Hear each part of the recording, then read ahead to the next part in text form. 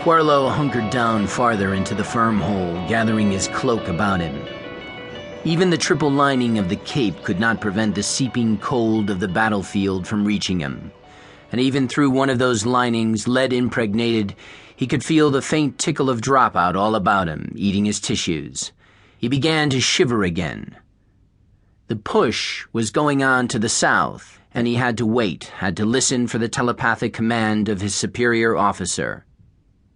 He fingered an edge of the firm hole, noting he had not steadied it up too well with the firmer. He drew the small molecule-hardening instrument from his pouch and examined it. The calibrator had slipped a notch, which explained why the dirt of the firm hole had not become as hard as he had desired. Off to the left, the hiss of an 8-thread beam split the night air, and he shoved the firmer back quickly. The spider-web tracery of the beam lanced across the sky, poked tentatively at an armor center, throwing blood-red shadows across Quarlo's crag-like features. The armor center backtracked the thread beam, retaliated with a blinding flash of its own batteries. 1 burst, 2, 3.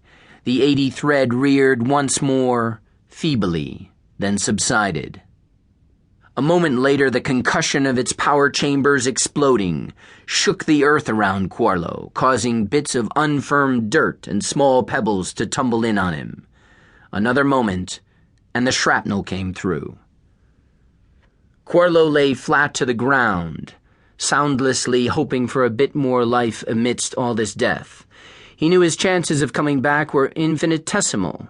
What was it? 3 out of every 1,000 came back? He had no illusions. He was a common footman, and he knew he would die out here in the midst of the Great War 7.